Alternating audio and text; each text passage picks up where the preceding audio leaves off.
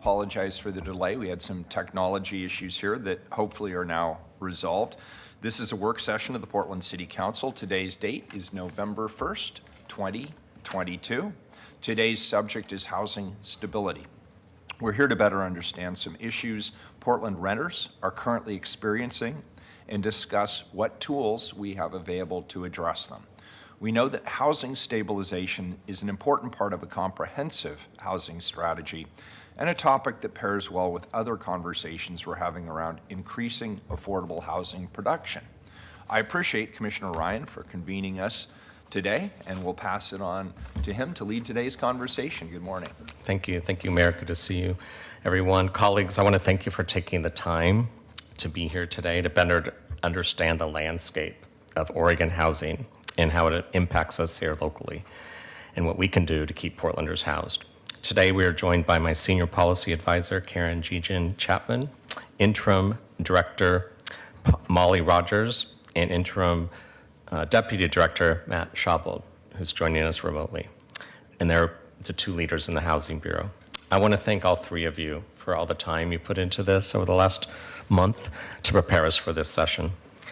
It's important that we provide on-ramps to housing and access to necessary wraparound services for our unsheltered neighbors, and we need to focus on preventing homelessness. We also need to understand how the rental market has changed, what to anticipate next, and how our programs and services also need to change to keep up with the growing need.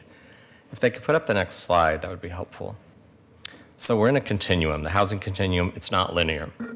It spans from chronic homelessness, where we need to bring services to the homeless on the streets, to homeownership.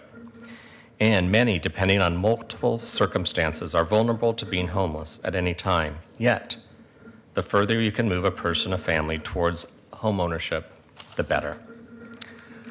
All of our housing stabilization work is multi-jurisdictional.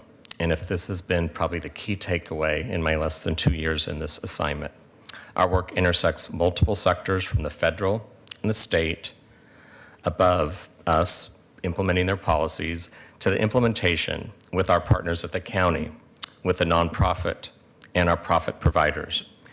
This is a lot of partnerships. And in that end, I want to thank our partners at Office of Government Relations that helps us navigate all of these jurisdictions. This work session will highlight some of the affordable housing and eviction prevention tools the city has in place, potential policy opportunities, and resource allocation decisions coming to council in the near future. Before I pass this forward, the presenting team, and you've all received a briefing, I want to thank you for that. You've also given feedback prior to today, which I hope you'll see as a part of this presentation. But we want to leave some time for dialogue. So it'll be equal time presentation, equal time dialogue. They told me one way to discipline our time would be to hold your questions to the 3 allocated sections during the presentation for questions and dialogue. Thank you in advance for that. I will now hand it over to Senior Policy Advisor Karen Jejan Chapman to take us through how our time will be spent today. Take it away, Karen. Good morning, Mayor and members of Council. Today, what we hope to do, we have a little bit less time due to our internet difficulties, but what we hope to do is walk you through some of the current conditions, the shifting changes in our rental housing market, and what we're concerned about. We'll pause for 15 minutes to take your questions and answers. We're going to move through the city's policies and tools, the services and programs that we have available to address the challenges that we're facing. Again, we'll pause right after that 15 minutes of Q&A. We'll wrap up with what strategies, policies, and resource allocations are up front for council consideration. And then we have a full 30 minutes to just discuss, answer some questions, and really go over the full extent of it. I'm going to hand it over to Molly if you'd like to start us off with current conditions. And bear with us, this first section is our longest, and then we'll pause for 15 minutes for your questions. The other two sections will go a little bit quicker. All right, thank you. Thank you, Karen and Commissioner Ryan. Good morning, Mayor Wheeler and Commissioners. For the record, my name is Molly Rogers, and I'm the Interim Director of the Portland Housing Bureau. I'm here with Matthew Schabold. We'll do a truly hybrid presentations for you today, but we're excited for the opportunity to increase awareness of the challenges for Portland renters and to discuss possible short and mid-range strategies. And these strategies are meant to really complement the housing strategies introduced in the mayor's emergency declarations, more focus on tenant protections and the rental assistance components of the housing continuum. Next, as you can see here, the Portland Housing Bureau's policies, programs, and subsidies support the production and preservation of affordable housing. We also support the creation of new homeownership opportunities and home retention programs. We prevent displacement of Portland residents, and our work to end homelessness is in partnership with the county and city joint office. Next slide. In our role of the city's housing bureau, we work to create new housing options and provide supports to keep Portlanders stably housed, but we don't do this in isolation. To ensure that Portland can again be a place everyone can call home, it takes numerous partners, funding streams, collective goal setting, and champions at every level of government. In the ecosystem of affordable housing, PHB works closely with our jurisdictional partners in its respective roles. The vast majority of PHB's resources are for the capital funds to build, acquire, and preserve affordable housing. We partner with Multnomah County and the Joint Office of Homeless Services to provide services and case management funding for those formerly homeless residents residing in regulated housing.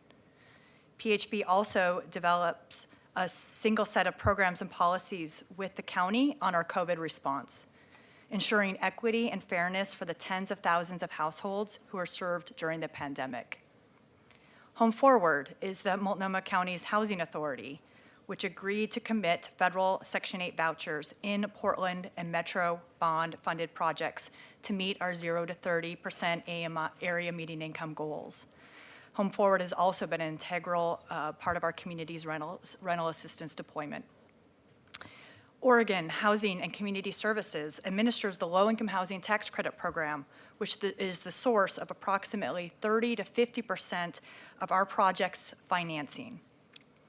Across the state's pipeline, affordable housing projects have requested double the amount of private activity bonds that then is annually allocated in Oregon. So we have a statewide housing oversubscription problem. PHB receives annual and ad hoc appropriations from HUD to implement housing and homelessness programs. Next slide. Current conditions, just as way of background, Commissioner Rubio was so good to ask for a little bit more historical context of how did we get here. Actually, previous slide, thank you. Back in 2015, the City Council did declare a housing emergency, and that was really due to rapidly increasing rents at that time, increasing displacement, and increasing homelessness.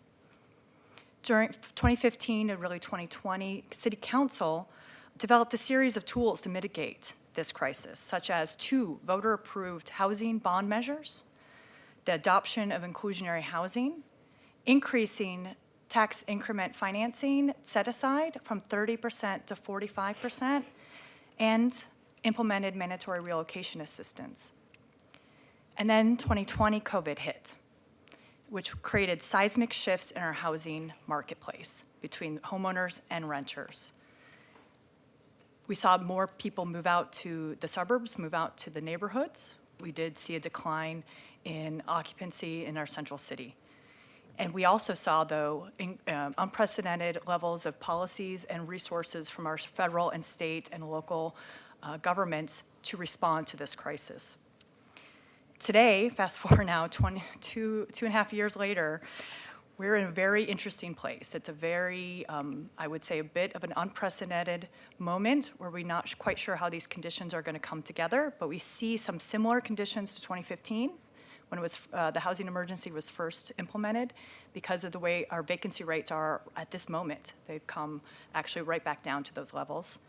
And we also now face an economy with increasing inflationary pressures, rising interest rates, and increased construction costs. Next slide. All this really leads us to what we think of as a perfect storm of destabilizing housing conditions. So to summarize, there's a confluence of conditions, really begins right now with an overall deficit of affordable housing in our community. This existed before the state of emergency, but this is really compounding the situation we face ourselves. This is the deficit based on those who are extremely low income and extremely cost burdened in our community. The rental cap is set by the state. The rental cap for 2023 is at 14.6%, the highest we've seen before, and that's due to the fact that it's tied to an inflation factor. This is happening despite renters not seeing comparable incomes, increases in their income. And this is particularly true for renter households of color. Additionally, we see regulatory agreement restrictions of rents of 802 affordable units at 37 buildings with regulatory agreements that had a 10-year tax exemption, and they will expire at some point in time in the next few years, several years. And at that point, they will convert to market rate. Additionally, there were COVID safe harbor protections, including an eviction moratoria for non-payment of rent, and which has expired. Meanwhile, COVID rent assistance resources, which helped us to stabilize over 22,000 families throughout Portland and Multnomah County during the pandemic, are drying up and expected to be spent down by February 2023. At the same time, we are seeing the beginnings of eviction court filings increase, and now actually surpassing pre-pandemic levels. So we are deeply concerned that these factors combined could lead us to a wave of evictions that will push more of our residents into homelessness. Next slide. Matt, I think you're taking away from here. Thank you, Molly. For the record, Matthew Schaubold with the Portland Housing Bureau. So this slide gives you a picture of what average rents in the city have been from 2012 through the Q3 of 2022. Prior to the state of emergency being adopted in 2015, the city did see a escalating level of rent after the beginning of the recovery from the Great Recession. We then saw a number of years with more moderate increases in the average rent in the city. Rent dropped overall in 2020, although not uniformly across all neighborhoods. And we are now starting to see the rate of increase pick back up. As Molly mentioned, the state has established a rent stabilization framework for all rental units in Oregon that are older than 15 years. This has been in place since 2019. You can see on the table on the left what the maximum allowable increase has been every year since 2019. And in 2023, the increase will go up, the allowable increase will be up to 14.6%, where historically it has been around 10%. You know, to be clear, this is not to say that all rents will increase by 14.6%, but certainly that is what's allowable for housing units that are older than 15 years. As a hypothetical example, given the current average rent in the city of just over $1,600 per month, if somebody living in a unit and paying that price were to experience the maximum increase, they could be responsible for paying an additional $236 per month.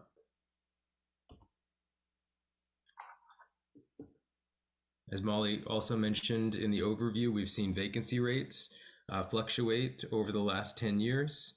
For context, when you reach a vacancy rate of roughly 3 to 5%, it's effectively no vacancy, and that's just natural turnover in the marketplace with people moving between different apartment units and moving in and out of the city. And so while we did see vacancy increase during the pandemic, as we saw in many cities around the country, and I should also mention in select neighborhoods, we have started to see vacancy come down again and approaching that 3 to 5% level.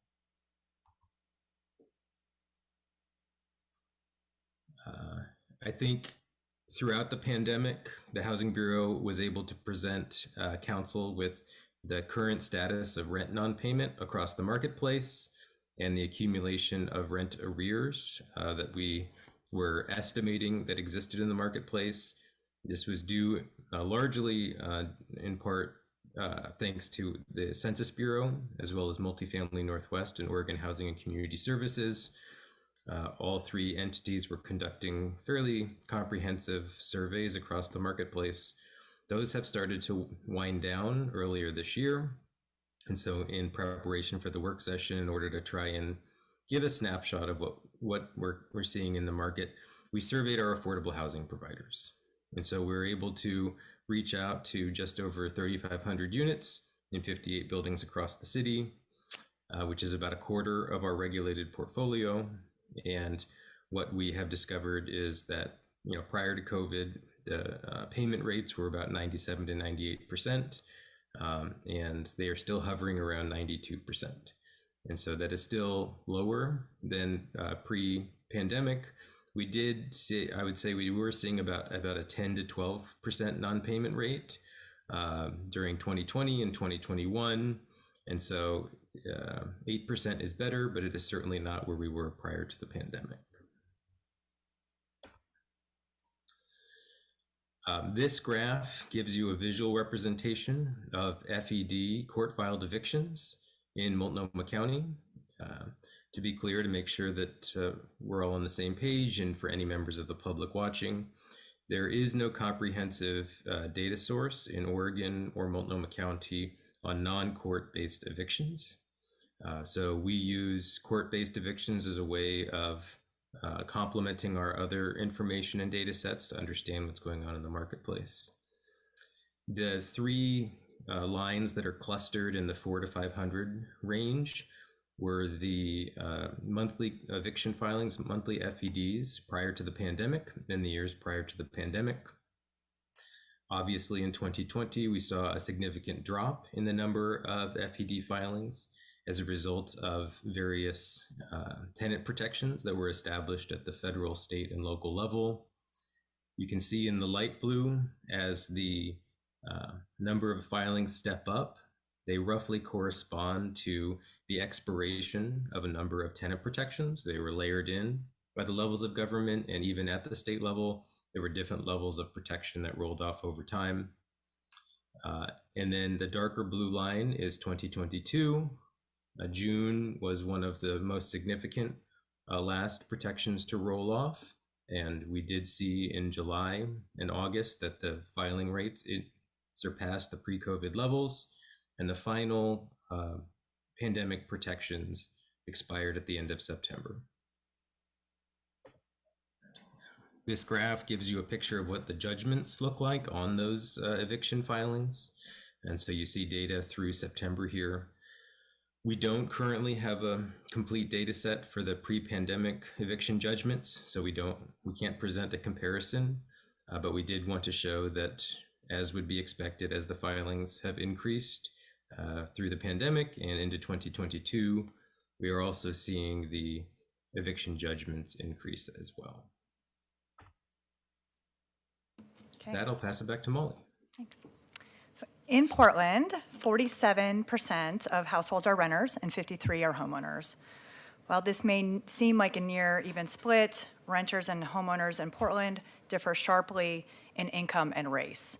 As shown on the graph, the majority of Portland's 147,000 homeowners earn more than $100,000 per year, while the majority of Portland's renters households earn roughly half that. Portland's renter and homeowner households diverge in race as well, with 43% of white households renting homes in Portland, while 70% of Black households, 61% of Indigenous households, and over half of other communities of color rent their homes. While we are the 26th most populous city in the country, we rank tied for 5th as the city with the largest income disparities between white and Black households, and 4th for the disparities in homeownership rates for Black and white households. Next slide. Portland Housing Bureau and our partners provide housing for Portlanders who are not served in market rate housing. We provide housing for people like a customer service agent who cannot afford market rents, or someone who has lived in Portland for decades but whose entire monthly fixed income check will not cover the average Portland rent. We also provide housing for someone who is experiencing homelessness or has no income at all. All of our direct subsidies for rental housing is devoted to households who make below 60% of area median income. When it is financially feasible to do so, and or paired with rental assistance vouchers, we restrict rents lower at 30%, 45%, 50% of area median income to address the greatest need. Through our private market incentive programs, like inclusionary housing, we're also able to provide housing to households at 60 and up to 80% of area median income. These income-restricted units provide housing for, say, a couple making minimum wage earnings. Next slide. Portland currently has an estimated affordable housing deficit of 25,000 homes, and this is based on the number of low-income renter households that are extremely rent-burned and at risk of losing their homes as prices continue to rise, which we have seen. And by way of definition, extremely rent-burned means households are paying more than half of their income towards rent. The graph on this slide illustrates renter households that are cost-burned by area median income, and as you can see here, the greatest need are almost half of them are between 0 to 30 AMI. Next slide. The affordability of Portland varies greatly depending on which community and community of color you belong to. The stark contrasts in household income by race and housing tenure are evidenced in these maps showing where different communities can afford to rent a two-bedroom apartment. Affordability here is determined by whether or not the average rent for a two-bedroom apartment in a neighborhood exceeded 30% of the median income for the given household type. As you can see by this metric, the average Black household cannot afford to rent a two-bedroom apartment in any neighborhood in the city. The average Native American household can only afford 4 neighborhoods, primarily in East Portland. Even the average white household finds 8 neighborhoods, most of which are in the central city, that are out of reach. And the average single parent, regardless of race, cannot afford a two-bedroom anywhere in Portland. Next slide. PHB has a regulatory agreement with 11% of the rental market in Portland. There are close to 25,000 Portlanders in these homes, with another 8,000 to be housed from our pre-development pipeline. What we know about the residents residing in these homes, based on self-reported data, is that they are more diverse, more low income, and more likely to have a disability or be a senior than the average renter in Portland. And the average income level of our residents is 30% of area median income. And with that, we're going to turn it over to our invited testimony for this section of our work session with Eric Payne, who is the CEO of Community Development Partners. Welcome, Eric. Thank you, Molly. Are you able to hear me okay? Yes. Loud and clear. Great. Good morning, Mayor and Commissioners. Thank you for hosting us and allowing us to come in and share our perspective. I've met most of you, but a lot of times at groundbreakings and grand opening, ribbon cutting ceremonies for our housing projects within the city. But just quick recap, CDP, or Community Development Partners, is a mission-driven affordable housing developer organized as a B Corp, so not a 501c3. We've developed 32 affordable housing communities since starting the organization 11 years ago. So we house 2,500 families. We have 7 operating affordable properties within the city of Portland, and another 3 that are under construction, and then 10 others outside of the city, but within the state. So we're pretty deep in the trenches. And kind of in anticipation of this conversation, I connected with our asset management team and property management companies that are on the ground to really try and get a better handle on exactly what's happening in the market right now with our residents. And I think that the main thing was, like, in this transition period, which there's been so much volatility over the last couple of years, but in this transition period that we're in, as safe harbor eviction protections are sunsetting, along with a lot of the COVID rental relief subsidies, we're seeing many households within our communities struggling to juggle these like competing interests that they have and financial priorities, including rent. You know, for tenants that have vouchers, which are some of our tenants, obviously the voucher is tied to their income level, and so that's very helpful. But vouchers are, and long-term rental assistance vouchers are a scarce resource. So the vast majority of our tenants are like rent burdened or extremely rent burdened, and like I said, they're juggling these priorities. Do they have unforeseeable like daily life things that come up, you know, medical expenses, and everyone's getting, you know, I think there's a lot of anxiety out there as those subsidies are starting to wane. For tenants that are struggling with their on-time rental payments at our properties, we work really closely through our services team and our partners. So some of the partners that we also co-develop with, NEA, NARA, SEI, Hacienda, and other service organizations, Join, Center for Positive Aging, like those are agencies that we work really closely with to try and come up with plans and bring resources to the residents. I mean, so we're not, if someone's not paying rent, we're not going in and starting to process an eviction on them. That's kind of the last resort, but like absolutely a necessity for us at the property level. Like the properties aren't underwritten and financially like structured to be able to support tenants that aren't paying their rent. It's just not financially feasible, unfortunately. So that's the reality of the situation. Like there's going to be a strong uptick in evictions as the resources wane, but we're doing everything that we can with our partners on the ground to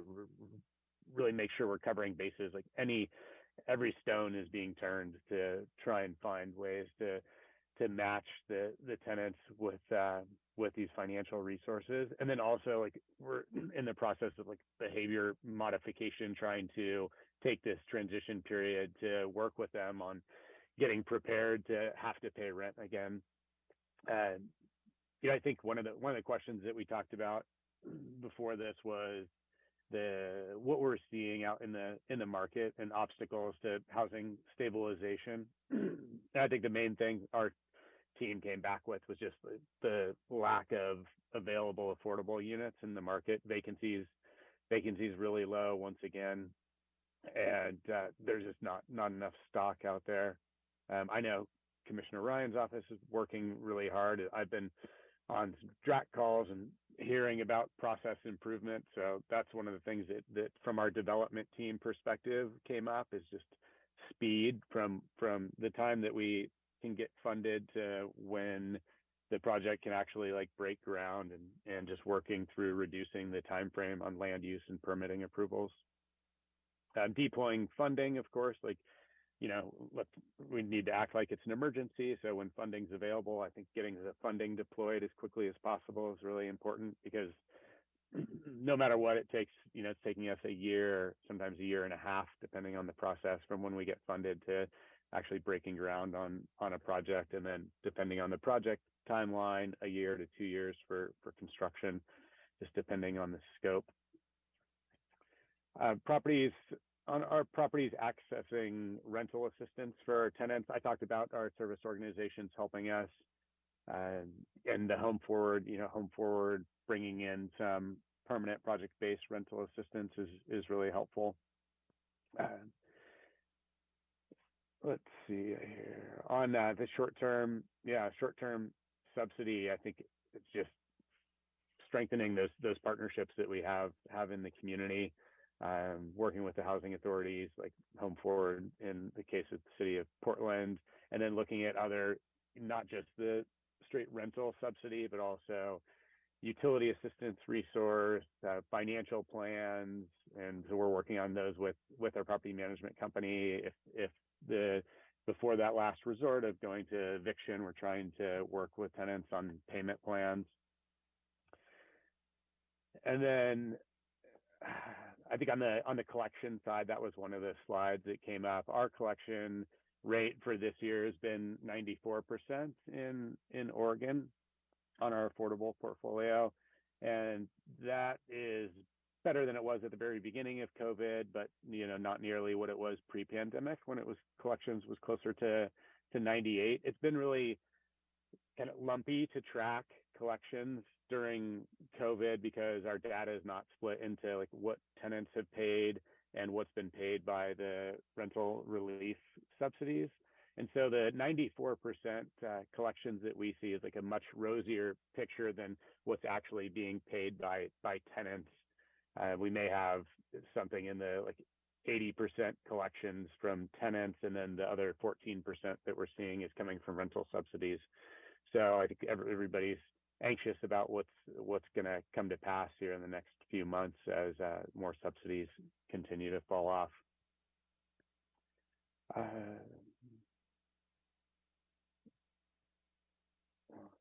Yeah, and I think that the team's really feeling like that's the beginning of 2023, and that's what we're bracing for, and really trying to like dig in with resident services and management coordination. Fortunately, we've got great partners on those sides, but unfortunately, like the reality of the situation is that tenants just aren't able to keep up with rental payments at this point. So if there's any other, that's kind of a snapshot of our team's perspective, and if there's any questions, really happy to answer those or have dialogue to discuss other opportunities and challenges that we're seeing. Eric, thank you so much. From the perspective of a housing provider, I think that's really informative. We will take a break from presenting to you and offer this opportunity to take some questions, some dialogue. You've heard a lot about the current conditions and about what the rental market shift is seeing for those providers out there. Well, I'll jump in. I've got a couple of questions. I'm trying to create different buckets here just to help me think through some of the worst case scenarios that you painted earlier. And some of these are broader economic trends that are impacting the local community. Some of these I would describe as supply of housing issues. And then others, then there's this sort of a broader bucket with a whole bunch of different policy options within it. And I want to help myself understand some of the basics here. So I was under the impression that people were leaving Portland, and yet vacancy is declining. What's going on? Matt, I don't suppose you have the latest population trends at hand. Certainly, people were leaving the central city. We saw vacancy rates really spike 15+% at that time. We're not seeing that overall anymore. So there is certainly been a stabilizing shift in terms of people residing in Portland. We obviously saw a shift of people purchasing homes in the neighborhoods and purchasing homes more sometimes outside of Portland. Again, then at the same time, we saw $100,000 increases in our median home prices over the course of the last couple of years. So something is not rational. Right, and this is what I want to get at, because we've heard a narrative inside this building for the last 3 years that people are fleeing Portland and they're moving to the suburbs. But the data you just showed us doesn't support that. Am I right or am I wrong?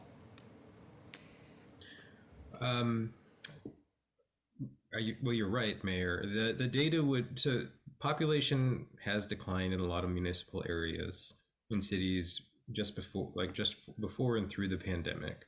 That being said, we continue to see home sales, prices for home sales go up, and we continue to see vacancy fall, and we continue to see rents increase, which would be an indication that there is still demand in Portland, and that, we don't have a pulse on what's happening in real time in 2022, but that people are in fact reoccupying buildings and seeking housing that experienced high vacancy rates during the pandemic. Thank you. I appreciate that.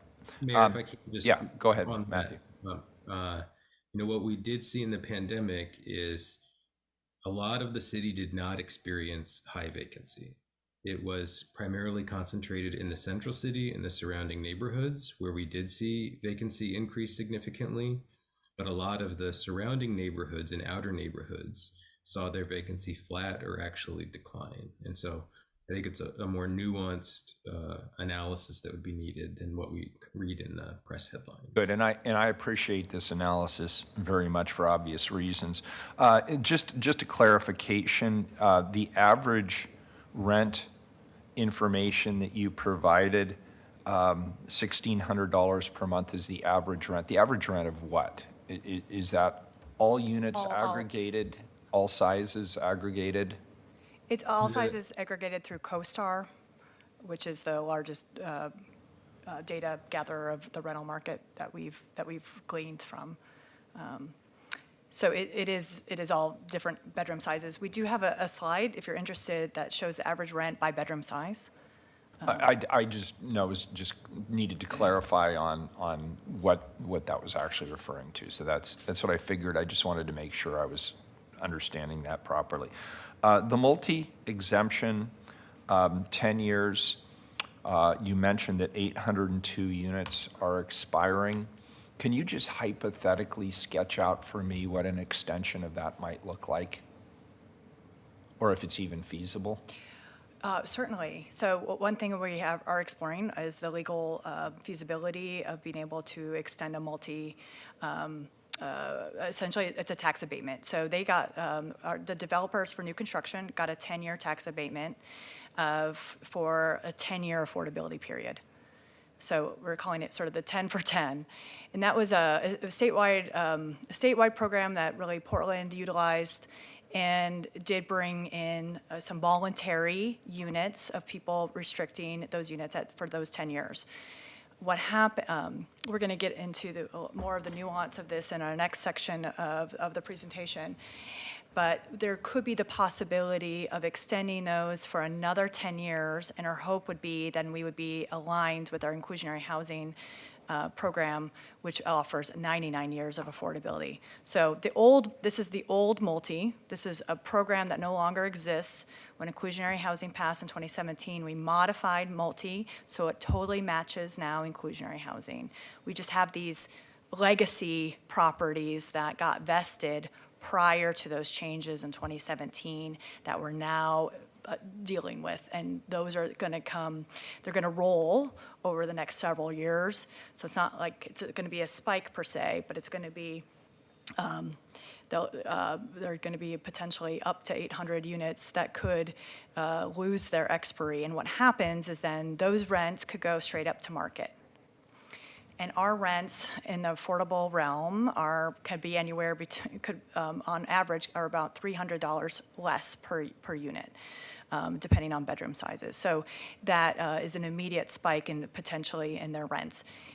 The other issue that came into play, again, this is more nuance, is the state when they set their rent cap policy in 2019, they exempted buildings that were 15 years or younger. So this is the confluence of policies that aren't right now aligning. We have a multi-program that expires at 10 years that wasn't acknowledged when the state established a 15-year exemption of those newer buildings. So we have a 5-year loophole right now. Okay. And then last but not least, obviously, as you look at this and what we heard from our invited testimony, we've got a problem, and I was looking for a different way to say this, but I'm just going to say it. On the supply side, there's a market failure on the supply side of the equation. And oftentimes what we try to do is address it on the demand side through remediation without addressing the core problem, which is the supply of workforce and very affordable housing units. Are we going to suggest some strategies to address that issue? And I'm not, that's more of a rhetorical question than it is one specifically for today, because it's a big question. But I want to make sure we're not just taking a Band-Aid approach to a bigger problem. And the bigger problem from my perspective is the shift in support from the federal government through HUD for very low-income housing has pretty much evaporated over the course of the last 30 years, putting that burden onto local markets. And I want to accept the current Secretary of HUD. She's actually come here, she's met with us, she's taken a direct interest. She comes from the municipal level. She understands the market dynamics that are impacting local communities. But I feel like sometimes we forget that there are other resources and ways to handle this. And I think about the president's very significant plan around remediating student debt and the 1.5, I believe it was, trillion dollars that went into that program for debt abatement. Without speaking to the pros or cons of that, I'm keenly aware that that is the kind of intervention that is required in local communities all across America when it comes to the creation of very low-income housing. And HUD used to support at significant levels. I'm told something like 85% of the support that existed in 1980 currently exists for municipal governments around the country. And we just don't have the resource to be able to develop. So that leaves us with fairly limited options. On one hand, we have the ability, I suppose, to continue to address demand-side solutions in the near term. And on the other hand, we have the ability to remove regulations to help incite the creation of more development, because we don't have the ability to subsidize. And I think we all acknowledge that if we're building 0 to 30, it requires government subsidy. You can't pencil that out from the development side, I don't think. Right? So that's the market I'm particularly interested in right at the moment. As we continue this conversation, I'm going to be really thinking about that 0 to 30%. What is realistic? What resources do we need? What can we provide? What do other levels of government, from the state to the feds, need to help us to support the development on that side? But those are just some of my thoughts for today. And I really appreciate this, Commissioner Ryan, and I appreciate the Housing Bureau bringing in what I think is the beginning of a good conversation. Who else is next? Anybody? Me. Commissioner Hardesty. Thank you. And thank you so much for the presentation.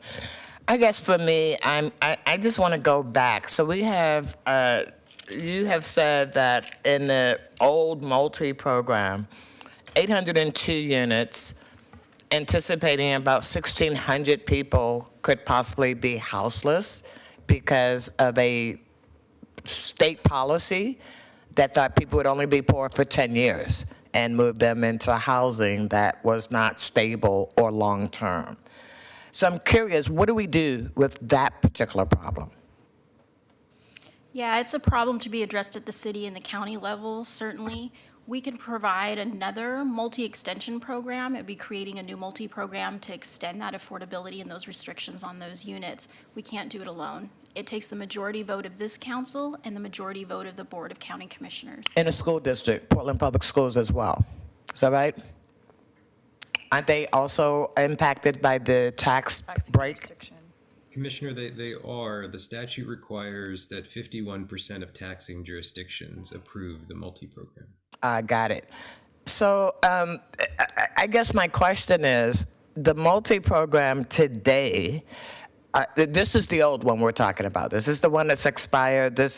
So the problem with the old one is it expired in a decade with no plan on what was going to happen to poor people who moved into those buildings. So that's the old one. And we need a real fix to that.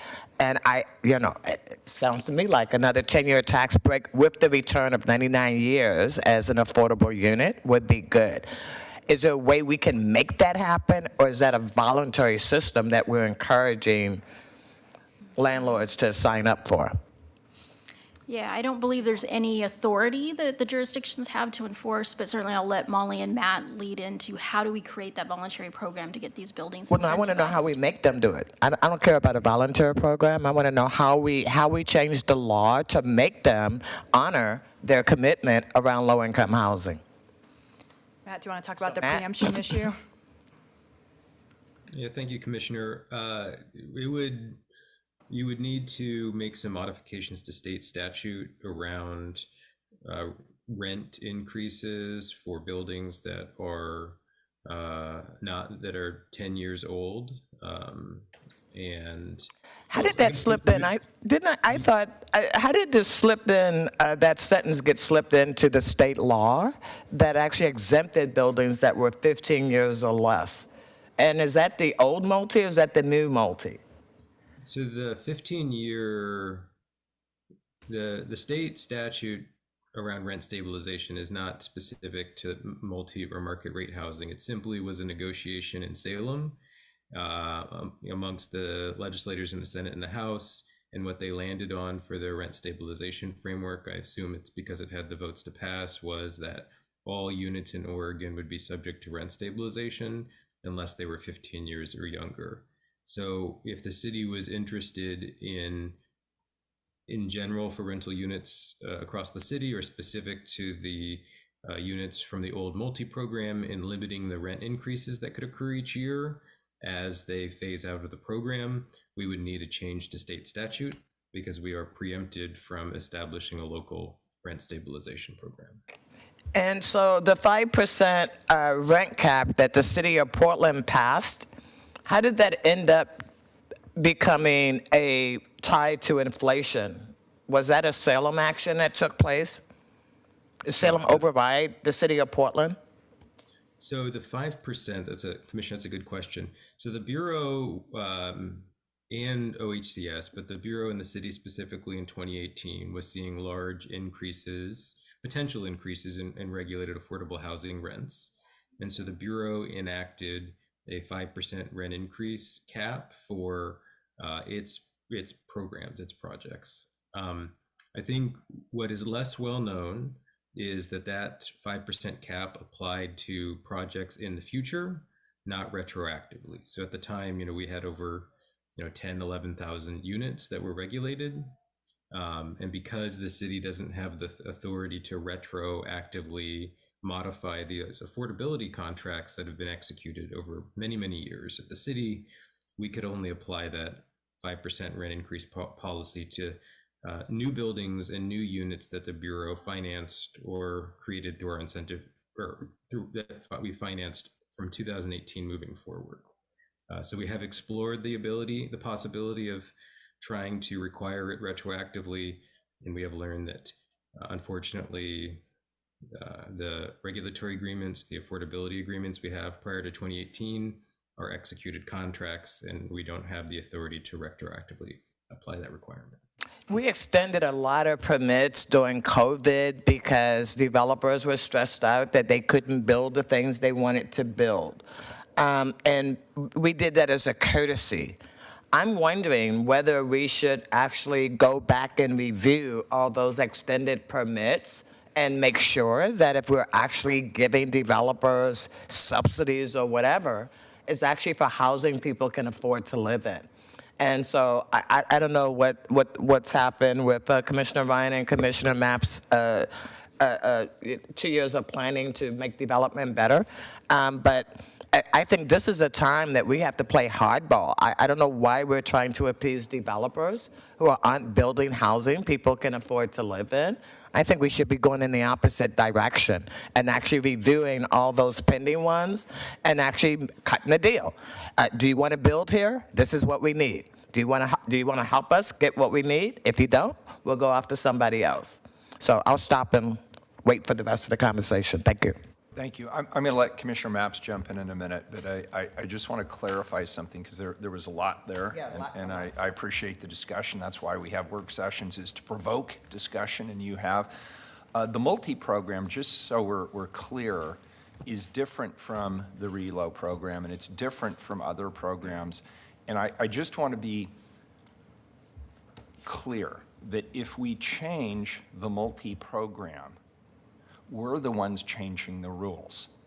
Buildings have already been built based on an agreement that we already agreed to with a certain level of affordability for a 10-year tax abatement. So my question wasn't about whether we would force people to extend the affordability, because we made the deal.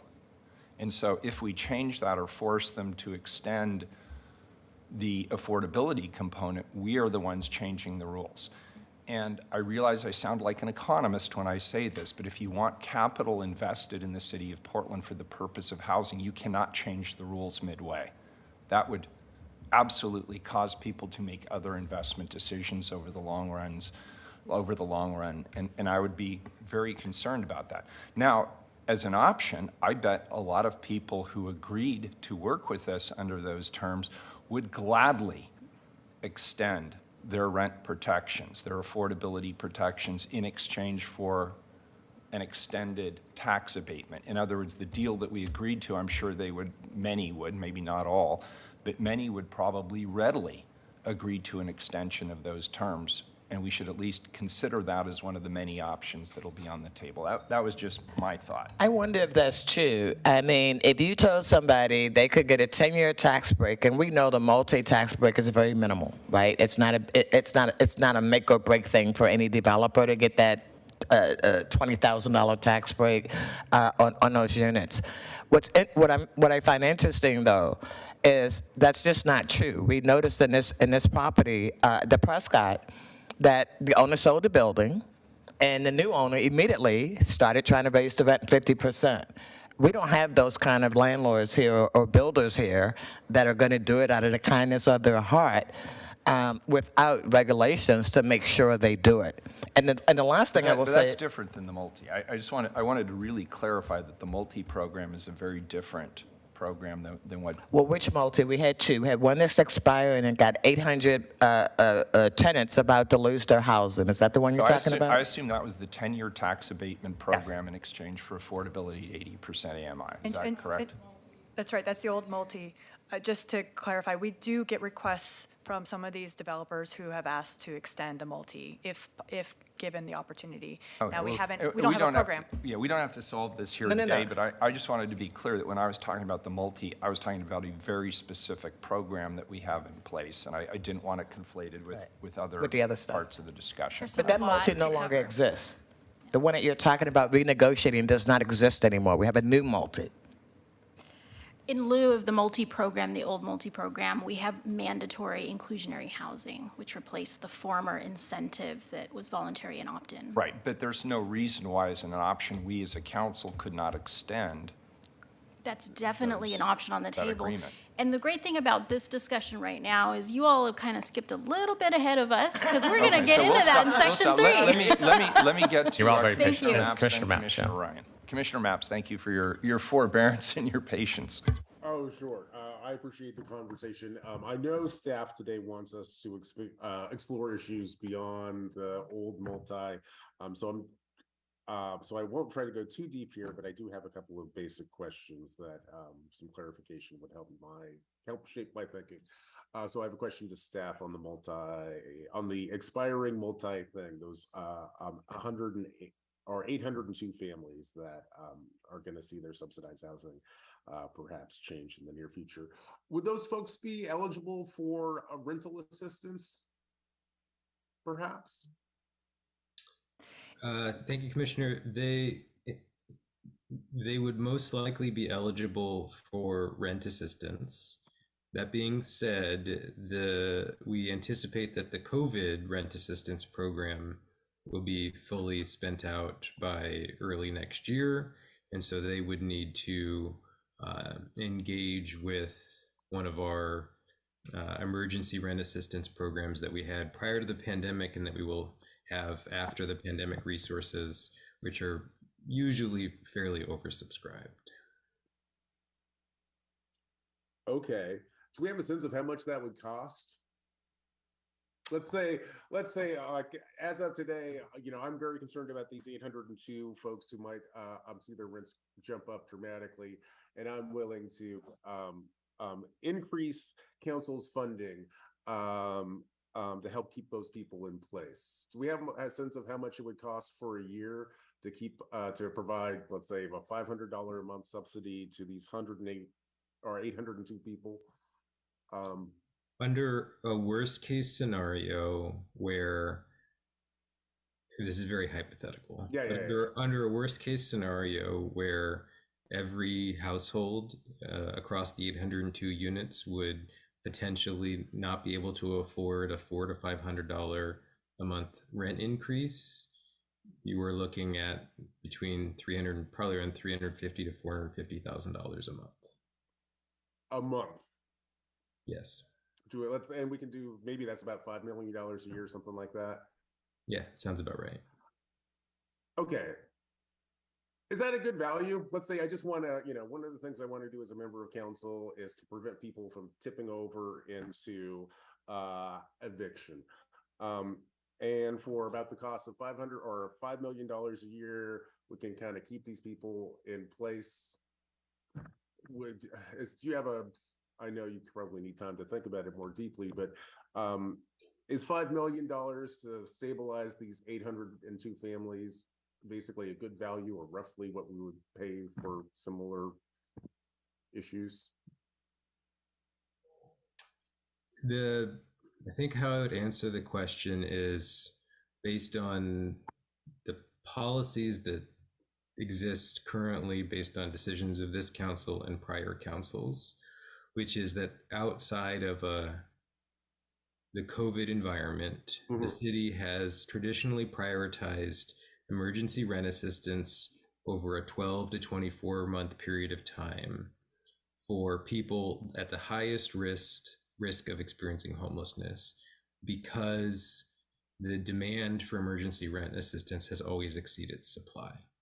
And so we have a number of service providers that work with the city and the county to essentially triage those most at risk of experiencing homelessness due to increases in their rent or losses in their income. So yes, I mean, certainly, I think it is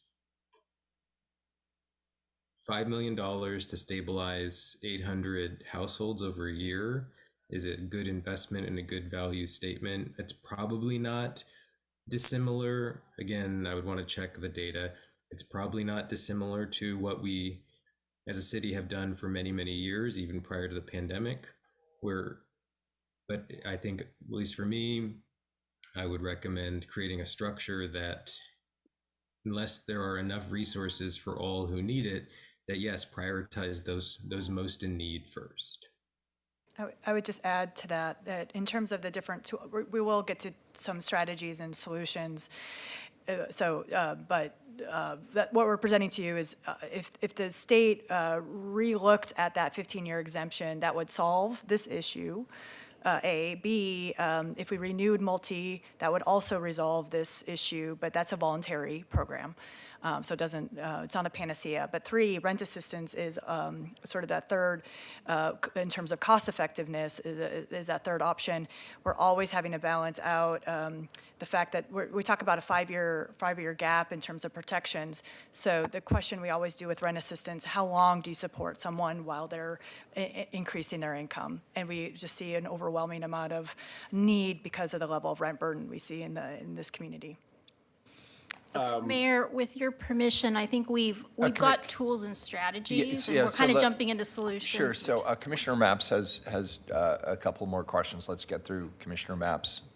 Sure, thank you. I'll try to move beyond the old MULTE question and invite staff to, let me invite staff to provide their perspective on a couple of problems or a couple of issues I'm thinking about. You know, if our goal here is to stabilize people in their housing situations, it seems like we employ or could employ like about 3 different strategies, and I think we do versions of these to some degree. One is rent subsidies. Another is we could just subsidize the building somehow. We could maybe land bank and give that land to a developer with the agreement that when they build there, that land would be those apartments, or at least some portion of those apartments, would be affordable. And then another strategy is council could adopt permitting reform or something that just makes it much simpler and much cheaper to build in Portland.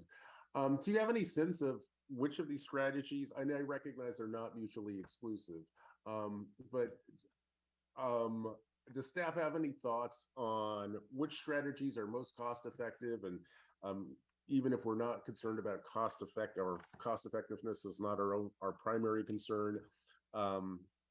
You know, if our goal is to just kind of stabilize our housing market, you know, what should we be doing more of?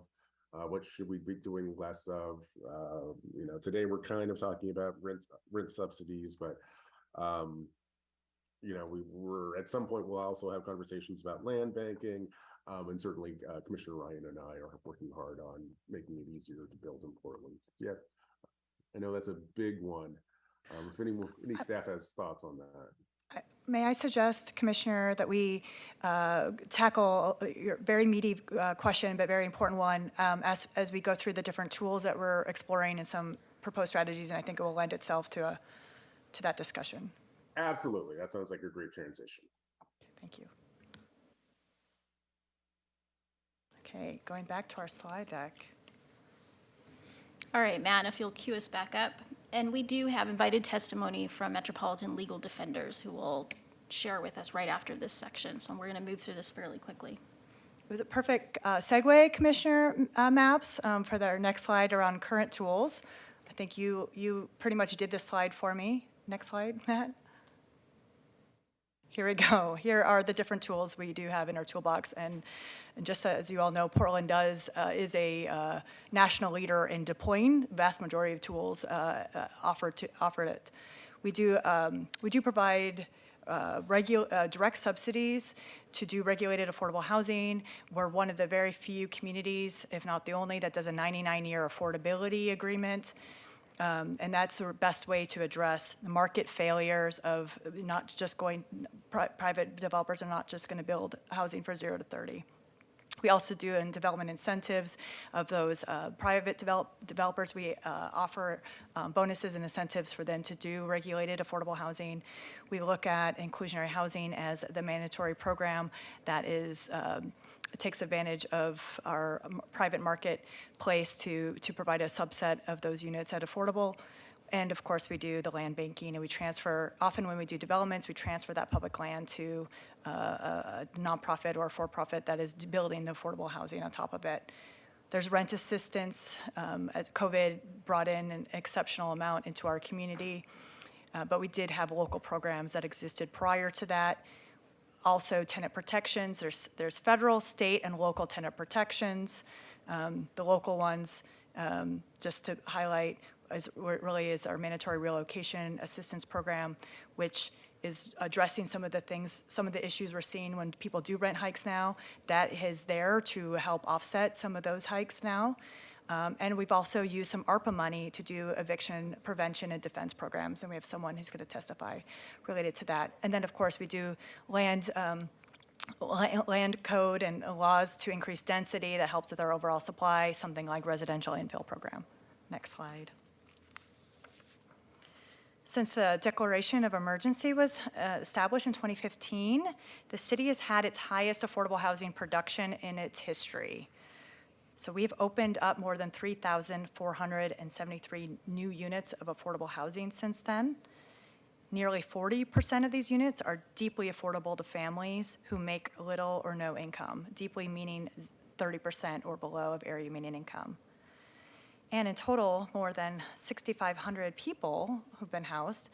We're talking about low-income seniors, folks experiencing houselessness, families vulnerable to displacement, and working poor Portlanders whose incomes are not able to keep pace with the rising rents. We've got 4,262 affordable housing units right now in our pipeline.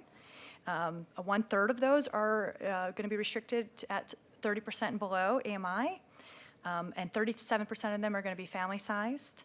19% are permanent supportive housing for homeless families and those other needing wraparound supportive services. 27% of these are affordable through our city's inclusionary housing program, and this will help 8,000 Portlanders find new homes. Next slide. Just to tout the successful Portland Housing Bond, voters approved in 2016 to create 1,300 new homes of affordable housing. We are pleased to share with you that PHB is well on its way of actually exceeding its goal by 43% by creating over 1,800 homes that will house 4,000 Portlanders. All Portland housing bonds are fully allocated. Projects were prioritized in areas of high opportunity areas, but low in affordable housing inventory. Particularly, we want to highlight the 774 deeply affordable homes, of which 399 permanent supportive housing will be supportive housing, and those are for households referred by the Joint Office's coordinated entry list. So a typical Portland housing bond comes with 99 years of affordability, equity and contracting goals of hard construction costs at 30% of COVID certified firms. It generally has brought in Section 8 vouchers to serve the 0 to 30 households. It comes with services from the Joint Office to keep people stably housed. 42% are 0 to 30 affordable, and 45% are family-size units, which exceeds what the market is able to provide. Next slide. Similarly, the Metro housing goal has provided $211 million to the city of Portland for a goal of creating 1,475 units of affordable homes. Pleased to share with you that we are already at 88% of that unit production goal, and with a solicitation we have on the ground right now, we will have exceeded that goal in just a few months. We are obviously exceeding, we plan to exceed the overall Metro goals as a result of the additional resources, but the remaining funds are earmarked for land banked and homeownership projects at this point. Next slide. Matthew, back to you. Thank you, Molly. So as Molly's talked about at the beginning of the presentation and just a moment ago, the city invests in the highest need housing at 0 to 30 and 30 to 60% AMI with its direct resources. In addition, we promote affordable housing at 60, 80, and 100% AMI, as well as require it in some of our development incentive programs. So I think many of you are familiar that the city offers SDC exemptions, construction excise tax exemptions, or MULTE, our property tax exemption, via our inclusionary housing program, and other incentive programs built into the land use code to both require and to try and incentivize on a voluntary basis private market developers to provide affordable housing in the city. The most well-known of the programs is inclusionary housing, and based on the most recent quarter's worth of data, we have a projected minimum of 1,500 inclusionary housing units since the program was put in place in 2017. 2/3 of those units are at 60% AMI, which is of the voluntary path, with the mandatory path being at 80% AMI, and then the remaining 1/3 are at 80%. The inclusionary housing program provides substantially higher bedroom counts than the overall market rate production. And of all of these units, about 1/3 are open with households living in them, and the balance is in some stage of development. So we've talked about this a bit, so I won't spend too much time on it outside of any further Q&A we have. So the MULTE, just to clarify, and I think we've all got a sense of it, but it's a 10-year property tax exemption authorized under state statute. Over many years, the city has had different MULTE programs. It is currently using the MULTE for a incentive that is a part of mandatory inclusionary housing. It used to use the MULTE as a voluntary program for 10 years of affordability in exchange for 10 years of property tax exemption. We have had instances where the city was operating two MULTE programs at the same time. And so if there is interest in trying to stabilize the old MULTE buildings and the residents living in those buildings, the city could implement a second MULTE, as we've discussed a little bit here today. Again, we've talked about that for the old MULTE program, there are roughly 37 projects and 802 units that have a approval with the pre-IH MULTE that are active or pending. You can see the schedule of expirations on the right. We are looking into all of these and pursuing potential options around negotiating, extending the affordability term with the owners if the City Council and the Board of County Commissioners were to consider a 10-year property tax exemption extension. We're also looking into things like rent assistance and other potential interventions. Just to give some context for the rent assistance that has been administered over the last 2.5 years, the city and the county have been working in partnership to implement a joint COVID rent assistance program. This program has been very successful at stabilizing over 22,000 households over the last 2.5 years. The overall program amount has been $140 million, which is a dramatic scale up of resources compared to what the city and county offered prior to the pandemic. I would also need to say, we've done this in partnership with over 40 community-based and culturally specific organizations, working directly with households on the ground and meeting people where they are at. And we would not have this success without their partnership. In addition to COVID rent assistance, we have funded with the city's ARPA funding a eviction legal defense program. This program provides eviction legal defense with attorney consultation with renters going through both court evictions and who receive a pre-court eviction. The program comes with financial settlement assistance in order to help resolve any sort of landlord-tenant disputes. In February of 2022, the program had $2.4 million in financial assistance that was made available to our program partners, the Oregon Law Center, Metropolitan Public Defender, PCC Clear Clinic, and the United Way.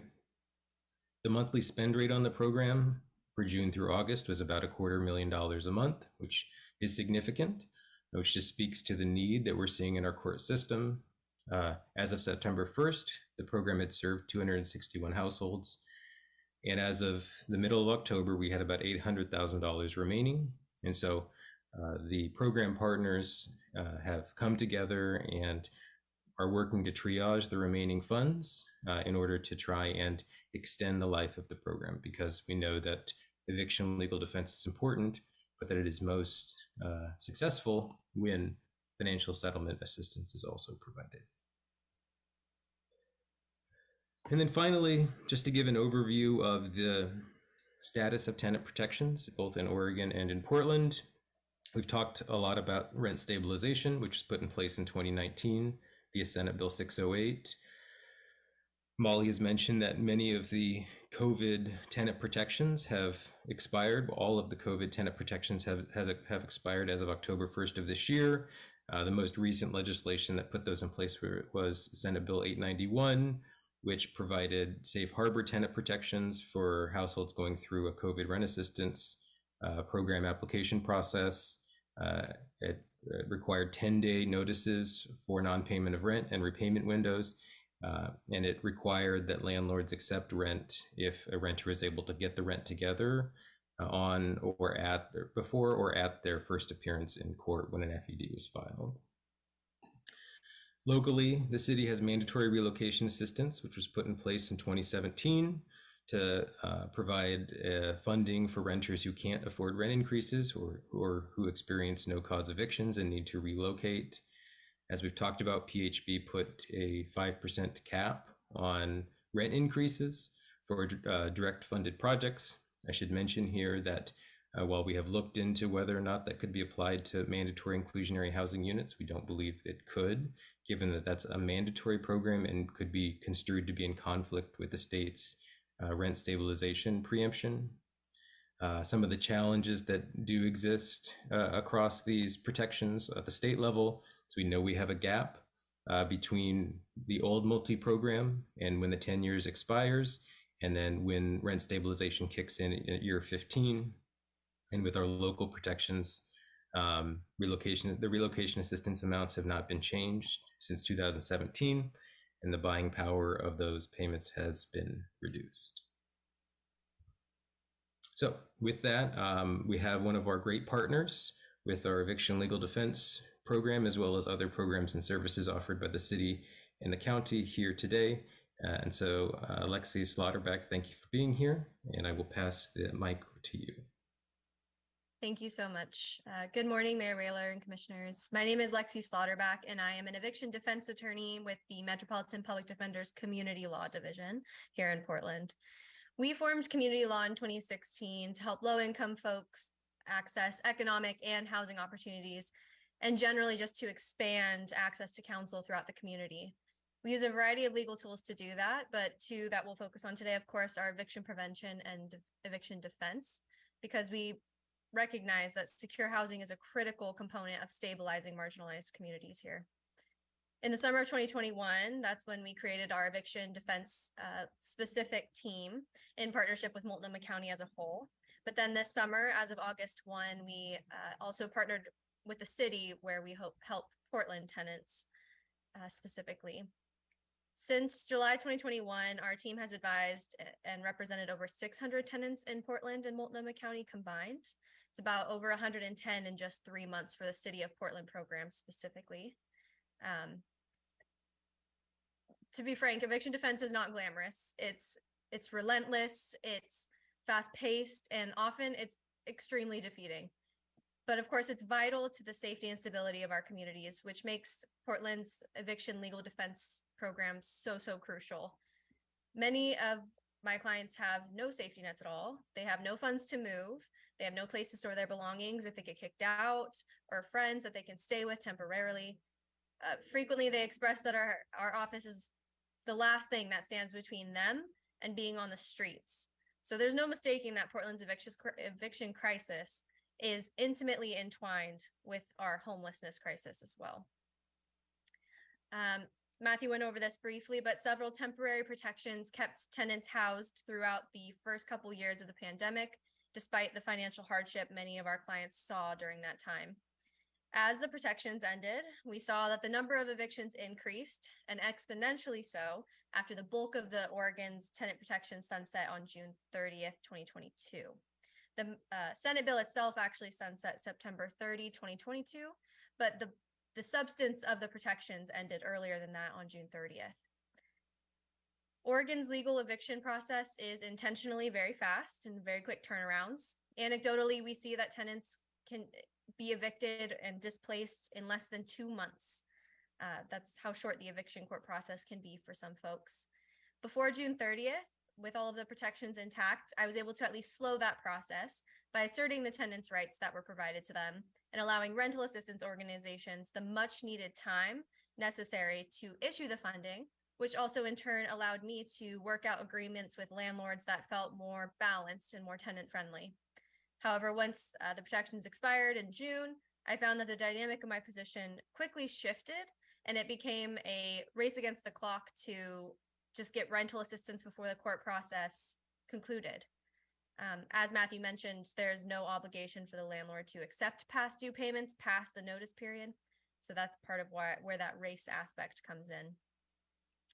As of October 1, 2022, there are no remaining COVID-related protections. So we have watched eviction filings almost double. And it's, like I mentioned, entirely discretionary that landlords accept payment, whether rental assistance or otherwise, after the notice period, 72-hour notice period has expired. We went from negotiating agreements to what feels like, frankly, begging landlords for some grace here. My legal intervention is often limited to evaluating whether or not the notice technically complies with the law. And then if it does, oftentimes I can only advise tenants of their rights and how the court process proceeds before I have to close their file and move on to the next tenant. For example, we have one tenant who, Maria, we'll call her, that has lived in her unit for over 12 years in the city of Portland. Presently her rent amount is relatively low given the averages we saw before, and it's $1,200. Her only lease violations in that time were that she's too poor and unable to pay on time. Once the termination date on the notice passed, we found the landlord was completely unwilling to work with us to accept rental assistance or any sort of agreement, which was puzzling to us because we had the guaranteed funding through the city program that Matthew introduced before. So why wouldn't the landlord take the money? Well, we can only assume based on all the trends we're seeing that the landlord saw this as an opportunity to increase that rent beyond the 14.6 statewide maximum cap that will otherwise limit them come 2023. Now, our client made this despite 12 years of stable housing and ability to get the money to the landlord. Had her landlord tried to evict her during that protected period before, she would have likely been able to get the money to them within the allotted time and would not be at risk of eviction or homelessness. So a lot of our cases we're seeing are non-payment, but of course we have plenty of tenants that have other issues that require or would greatly benefit from legal defense services, eviction defense services. For example, we have a client, we'll call him Rodney, who for years had complained to his landlord about harassment from a neighbor that was continually triggering his mental health issues and other related disabilities. The landlord did nothing about it, didn't take his complaints into consideration, and at a certain point there was a conflict where he did the only thing he knew how to do, and that was to physically intervene. The landlord promptly issued a termination notice, and then without a lawyer, it would have been very challenging for Rodney to maintain his housing. But with the legal representation, we were able to demonstrate to the landlord that our client deserved a reasonable accommodation for his disabilities, and we're able to come to an agreement where both tenants remained safely housed, but we were able to separate them in proximity to allow them space to not have this reoccur in the future. In other cases, we've seen, Matthew mentioned this earlier, the eviction data doesn't necessarily contemplate evictions that are happening outside of court, notice evictions, I'll call them. So we had a case where a landlord verbally told someone to move out, and they luckily were able to access our services and had heard about the city's program and got in touch with us. And we were able to defeat the eviction case at a trial, had the eviction complaint dismissed against them, and we were even able to allege financial damages against the landlord for that violation that had been committed by the landlord. All of that to say, we encourage the city to continue building upon the successes of its already existing protections that we've watched be successful over time, including the mandatory relocation assistance. And we also anticipate that the rental relocation will be offered more, even exponentially more in the coming year, given the inflation rate that we're seeing. So we recommend that the city consider increasing the amount that the landlords are required to offer tenants. Per Matthew's last slide, they haven't changed in a while. So we recommend increasing those to match what we're seeing as current market rates, particularly because so many units, our vacancy rate is so low that it's already hard enough to find housing. For non-payment cases, we would offer two distinct strategies the city could pursue to lessen evictions in those cases. First, the statewide protections that are now expired showed that a 10-day period to cure a non-payment case is extremely beneficial to all parties. The landlord gets payment, albeit a little late, but gets payment, and the tenant gets to remain housed and hopefully can, moving forward, be more stabilized. So this policy should be mandatory in Portland, is what we're proposing. Second, we would propose that Portland require landlords to accept payments or payment plans at least, even after the notice period has expired. This would go a long way to keeping people housed and preventing homelessness in Portland. Of course, the city has ample additional tools, along with increasing the local stock of affordable and low-income housing, which we're seeing, which is great, but keeping it going, and encouraging continued funding for programs like ours and Oregon Law Center and Portland Community College, which combine legal service and representation with that financial assistance of United Way in the city for hundreds of tenants. So in conclusion, MPD is here. We're ready to continue partnering with the city to help tenants assert their rights and help keep all of our community stably housed. Thank you so much for your time. Thank you so much, Lexi. Mayor, with your permission, it sounds like members of council really want to jump into strategies and solutions. The good news is we only have a handful, maybe 4 to 5 slides to lay out and kind of ground that conversation on where staff see these strategies and solutions going. Would you like us to lay out those few slides and then we'll get into discussion? This is Commissioner Ryan's session, and I just heard him say yes, please. I But I apologize, did have Commissioner Ryan. I have a clarifying question before you go into that, if you don't mind.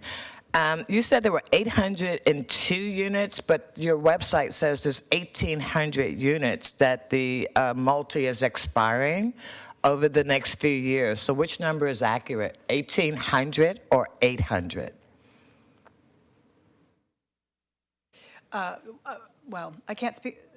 Matthew, can you speak to the 1,800? We know the 800 is from the old program. So it's possible we're talking about a version control of multi-programs. Matthew, is that correct? Yeah, that's correct. That would be my estimation as well. Yeah, I hope somebody will check on that and actually let me know what's real, because 1,800 units of people being unhoused over the next few years is significantly different than 800 units of people being unhoused over the next few years. So We'll thank look you. at that webpage, but yeah, it's 800. Commissioner Maps, did you have a quick question? Yeah, a quick clarifying question, which might be most easily answered by Lexi. Earlier today, we saw a slide showing monthly court eviction filings. And one of the lessons in 2022 is that it's increased steadily over time. From July to August, it increases dramatically. So for July, we probably had about 500 monthly evictions. By the time we get to August, it spikes up to 800 monthly evictions, which is much higher. That 500 number is kind of pretty consistent with our historic average. 800 is kind of through the roof. But by the time we get to September, it's dropped pretty dramatically to about 650. I recognize it probably takes a little bit of time for to gather this data, but Lexi or staff, do you have a sense of what happened with monthly court evictions in October? Are we at 650? Are we back at 800? Has it continued to go down? Or do we not know? Which is fine. I don't have those figures in front of me. I don't know if someone from PHB does. I don't have the numbers, Commissioner, but I know, we track weekly filings, and that's usually the data that we're compiling before we report on the monthly numbers. And we're seeing a bit of a kind of an up-down wave through September and October, and our most recent weeks spiked back up a bit. And so if it had been, you'd asked me that a week ago, I would have said it looks like October numbers, maybe slightly down from September. But given the most recent report we received, it's either at or roughly around September's most likely. Okay, that's really helpful. I do note that historically, although these numbers kind of bounce around a bit, they tend to be relatively stable. So and I don't know if that's what's going to happen in this current moment. So I guess I'm waiting to see I'm curious to see what our new equilibrium is going to look like. If 500 was kind of what we typically saw, we've seen a peak up to 800, just where we're at. And as the Housing Bureau gets a sense of what those trends look like, I certainly would be interested in seeing them. Thank you. Okay, great. Just to speed through these final slides and strategies, Matthew, if you wouldn't mind pulling those up again. Obviously, to not lose ground with this unprecedented production that we have of affordable housing, we need to continue to find ways to surpass or continue this level. This requires us to find new financing tools and strategies from the state and local levels. So we need to continue aligning with the state funding for affordable housing financing. Like I had mentioned earlier, the state has reached its capacity of private activity bonds, which is the tool that we need. And this oversubscription will impact the timing of when our projects will come online over the next several years. One of the legislative concepts we've submitted to OGR is to advocate for all state treasury private activity bonds to go towards affordable housing until this backlog of projects is addressed. And the Portland Housing Bond and Metro Housing Bond have been wildly successful in terms of projects that are achieving all the and exceeding all the goals we placed. We hope council will consider renewing this bond resource for housing. Next slide. We also hope City Council will be a voice with us to advocate for enhanced tenant protections at the state level, namely to address the 15-year exemption of SB 608, which we would resolve our 5-year loophole with MULTE. When the state legislature is back in session, we hope that there will be a legislative package to permanently extend deadline for the FED filings from 3 to 10 days, and to extend obligation to accept rent payments at or before the first appearance. Matthew. Thank you, Molly. We also are outlining as potential actions for City Council something we've already discussed, which is to extend a multi for buildings that were part of the old program in order to extend the affordability requirements, as well as aligning the mandatory relocation assistance payments with current inflation rates. And then finally, you've heard about the good success of our joint city-county COVID rent assistance program and eviction legal defense program. And there's obviously always a need for more financial settlement assistance with the eviction legal defense program and rent assistance for our emergency rent assistance program. At the federal level, we ask for your support in helping to reform the low-income housing tax credit, and specifically increasing the amount of private activity bonds allocated to the states and Oregon specifically to help support our affordable housing development pipeline, to continue to advocate for resources and rights to counsel for renters as they go through the court eviction process. And then, of course, to some of the mayor's points from earlier, to establish more entitlement funding and fully fund the affordable housing needs for the production and preservation of affordable housing and the needs for rent assistance for renters in Portland.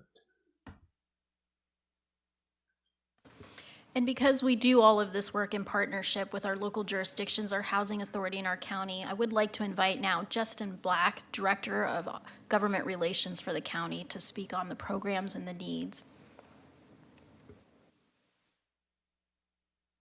Thank you, Mayor Wheeler, Commissioners. I'm Justin Black. I use he, him pronouns. I'm the Director of Government Relations here at Multnomah County. I'll be very brief because I think Matthew and Lexi covered many of the things that I was going to talk about. But I think just to reiterate, so Multnomah County had $52 million allocated in the FY23 budget for rent assistance. That is not enough for the need of our community. We estimate that at our current spending level of $1.4 million per week on rent assistance, that we will exhaust all of our rent assistance funds in early February. That is going to create a cliff there with rent assistance that is going to be very difficult for our community. I think we've also seen the expiration of many of the tenant protection laws that the legislature passed on October 1st. I think Lexi went into great detail on most of those, so I'm going to skip those, but there were a couple that I did want to call out. One was the safe harbor for individuals who are currently being processed in rent assistance. The legislature has said that, if you were in process, because rent assistance does take a while to process, and under a 72-hour limit, we are often not able to meet that requirement. You need access to both the landlord and the tenant to process rent assistance. So we need more than 72 hours, and creating a safe harbor for individuals who are in process of getting rent assistance will greatly help many people who are trying to do the right thing. And at the end of the day, get the landlord paid for any rent arrears or current rent that they have. The other ones were the requirement that landlords provide information to tenants when they are evicting them. That means information in multiple languages. That also means providing information on where a tenant can seek legal assistance as they're being evicted, so that the tenant can have access to all of their rights under the law. I think these are many things that as we look forward to the next legislative session and our current work at Multnomah County, we are going to join, I think, a large coalition in trying to bring back all of these tenant protections that are expiring on October 1st. I think we're also very excited to see OHCS's legislative package that includes a large number of funding opportunities, including $70 million for shelter, $39 million for long-term rent assistance for youth, and a number of other investments out there to help stabilize both affordable housing, rent assistance, and our current shelter structure. And I will stop there. Colleagues, we started 10 minutes late because of our Wi-Fi challenges. Can anyone go 10 minutes over 11:40 with a hard stop? All right, 11:40 is our hard stop. Take it away, Karen. Commissioner Ryan, I'm going to have to, I have a meeting at 11:30, but you guys can continue without me. Thank you, Commissioner Mapps. Ready to jump in now?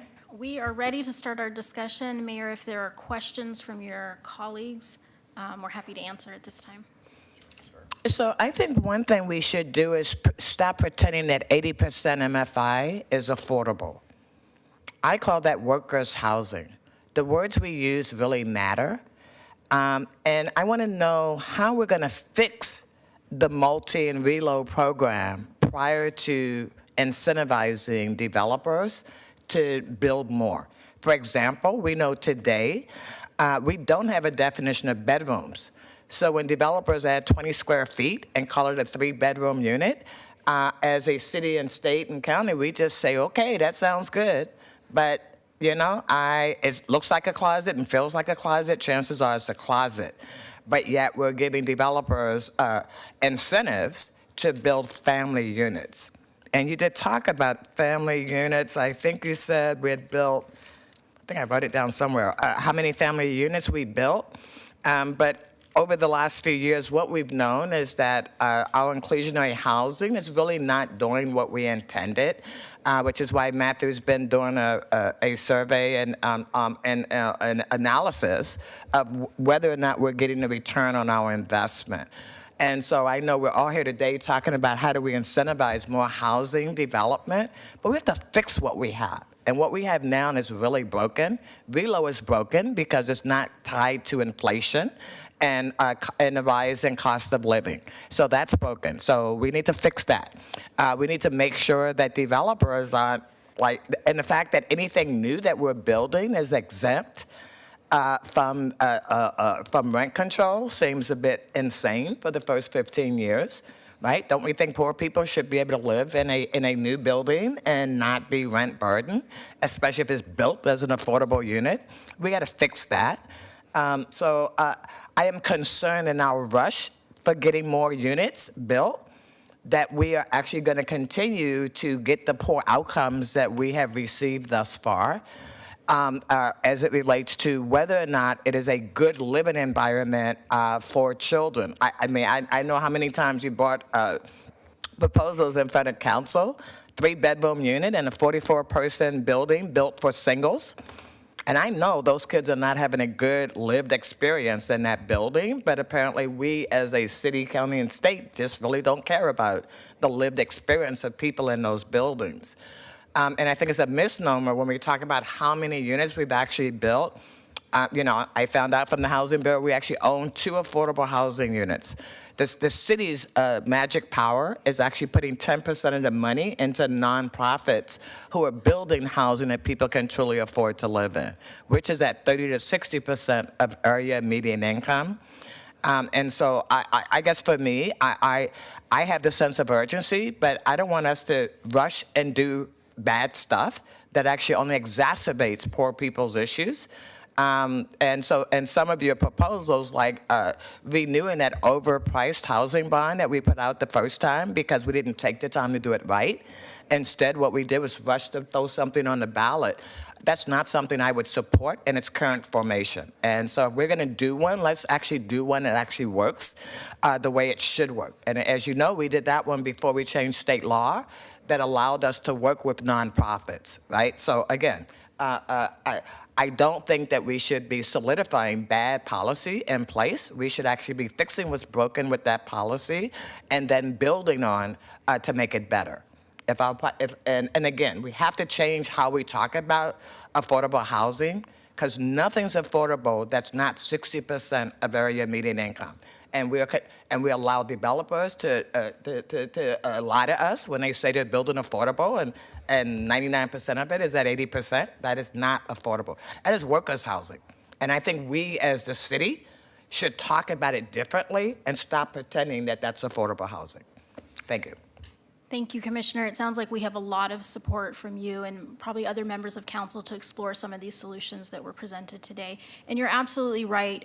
The city invests in development of housing. That was my first job in Portland, was working at Hacienda CDC. So they receive direct funds from the city to build that 30 to 60%. The inclusionary housing mandatory is really mandatory at 80% and opt-in at 60. And you're right, that is your lower income workforce housing. Thank you for that. Commissioner Mapps.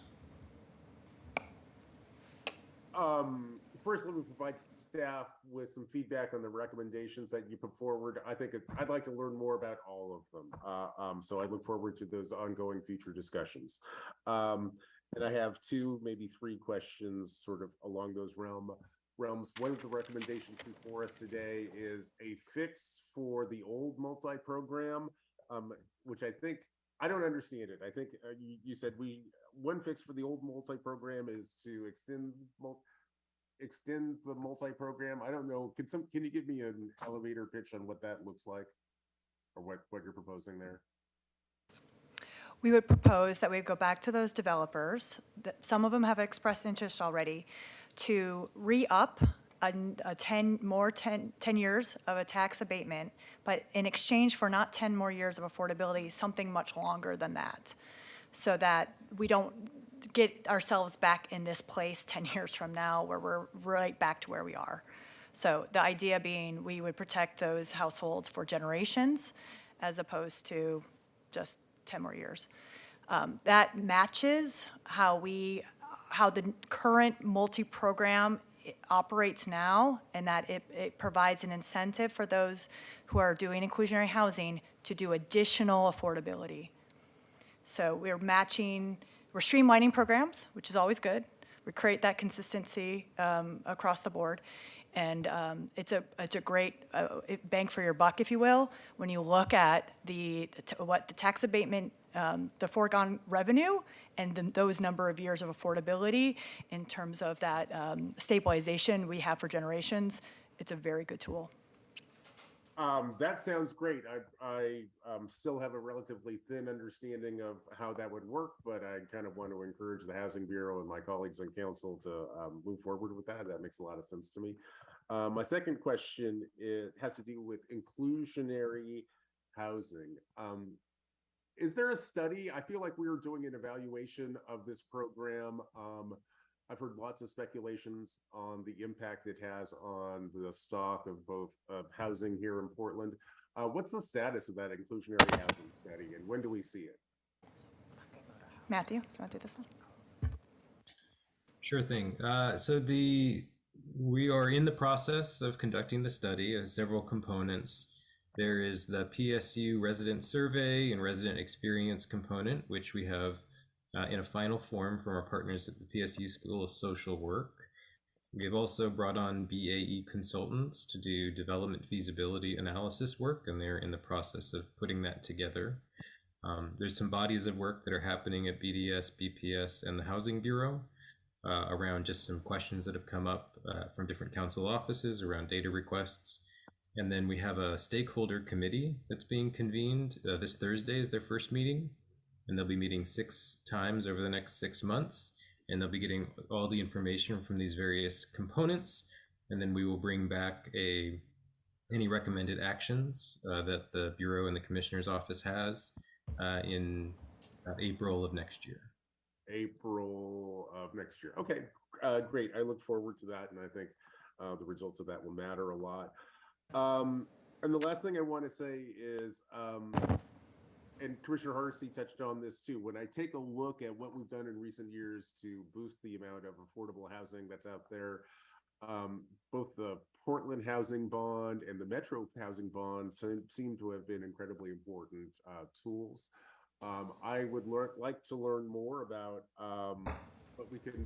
what it would take to get together a new housing bond. And my colleague, Commissioner Hardesty, raised some questions about how the current ones have been structured. I think I wasn't around when most of those were being drafted. So at some point, I would love to have another work session specifically focused on housing bonds, or yeah, I think that's probably what my ask is.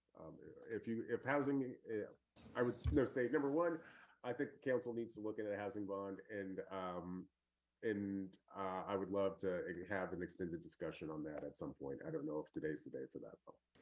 I would love to address a few things you mentioned, Commissioner. Sure. First of all, Commissioner Hardesty is correct in that we passed a Portland bond prior to a constitutional amendment that we needed to address in 2018, which we passed, and that allowed for our financing of general obligation bonds to go into public-private partnerships. And that's the traditional way we build affordable housing. We work with community-based organizations, we work with private developers. Generally, the city is not the ones financing and owning affordable housing homes. Our role is as a funder, which is a more appropriate role for us. So what happened was, with that prohibition lifted, we were able to then more quickly deploy and go through the stakeholder under the mayor's office, go into stakeholder group to create priorities for us. And what the constitutional amendment allowed us to do is really pivot more from less from an acquisition strategy, which frankly, all you do is you're just moving people around and you're not actually increasing the rental housing supply. So we were able to then pivot to go to more new construction, which is a way you get to more energy efficient homes. It's a way you can design buildings for people who are experiencing homelessness in a better way, and you're not dealing with, frankly, buildings that are dealing with ongoing maintenance issues from the get-go. And the increasing supply piece, you're actually increasing overall housing in Portland. So we were able to, close to now 2,000 units. Most of it is new construction in the Portland bond. The Metro bond, we're able to also do both, but majority of it is new construction. So if there's a new bond renewal, I think absolutely we need to look at those components of the best way to be responsive to the marketplace. We also need to look at leveraging vouchers with having partnerships again with Home Forward and the county, because that's how you get to the 0 to 30. We can't lose focus on the 0 to 30. It's just hard to do without vouchers. So if we want to kind of maintain some continuity in the development of new affordable housing, especially highly affordable housing, at what point does council need to start to think about and draft a new bond? Commissioner Ryan has already started those discussions. He's talking to community partners, specifically the Welcome Home Coalition, and he's starting to look at a strategy to pull in first quarter of next year, looking at a possible bond measure in 2024. Great. I'm glad to hear that. Thank you. Commissioner Rubio. Thank you. So I was going to ask questions about the bond as well, but I'll just ask in follow-up. So can you explain a little bit about the state treasury private activity bond that you mentioned? I don't know how those things work. And then my other question would be more about the local bonds you mentioned that are expiring. What is the appetite locally to do another bond in this climate? And also, what is the work that you're doing with the other jurisdictions around that specifically? And have we been engaging to see what the right timing would be? Yes, absolutely. So it's a little bit wonky in the affordable housing world, but there are two ways the low-income housing tax credit program works. One is through a 9% credit. The other is for a 4% credit. 4% used to be widely undersubscribed, so it was through a first come, first serve way. You could go to the state. You get less equity than 9%. You get about half of the amount of equity. the amount of equity in a project of 4% is around 30% of the total project costs, roughly. So it's real money on the table. What happened, so in order to generate 4% tax credits, you use the tax exempt bonds to do it. So that's where you essentially you use your private activity bonds to meet, well, what the federal government calls to meet the 50% test. It's essentially a way of, it's a way to finance the project. So what happened is that every state gets a per capita amount, and because Oregon didn't have enough gap money, we didn't have enough ways to leverage the 4%. Well, what happened is both bond measures passed and the state developed their own LIFT program. So we've now become sort of victims of our own success, which is a good thing. It just means now we have to sequence potentially these bond measures so we understand the impact of at the state treasury level. So one thing that we have been having sort of more staff level conversations with Metro. I know that they're interested in a potential how do they, with their bond measure, many jurisdictions have either spent all their funds down or are close to being fully committed. So they're having the same conversation. So I would just encourage City Council to keep having those conversations with Metro and other jurisdictions of the best way to potentially do another bond renewal. And I'll add on to that second part of your question. Commissioner Ryan meets with Housing Oregon monthly. It's a membership of affordable housing developers. As well, we've been meeting regularly with the Welcome Home Coalition. So it is a discussion of what did the next bond looks like? How does it differ? What lessons did we learn from the first bond? And then timing. What's the timing of a next bond? Do we wait for Metro to utilize all of their resources and then we're pushing it out a couple years? Or now that we've used all of the Portland resources in our Portland bond, is it time for us to act quickly and allow the voters? You asked, what does that look like? Is it feasible? I'm going to be honest, it's an uphill battle. But you saw the slides around the production of housing from 2015 until now, the exceeding all of the goals for both the Portland Housing Bond and on track to exceed all of the goals of the Metro Housing Bond. We've got a great story to tell voters. If we know how to message it, tell our story right, build the partnerships, bring alliances and coalition, we will bring more housing. Commissioner Hardesty. Thank you, and thank you. I really have appreciated this conversation. Let me say, if we do the same thing we've always done, we'll get the same results we've always gotten. And what I hear is a very formulatic way of actually addressing the housing crisis that we're in, using the same old tools that we've always used. And I was surprised that you didn't talk about advocating at the legislative level for an infusion of dollars to actually support the development of housing people can actually afford to live in.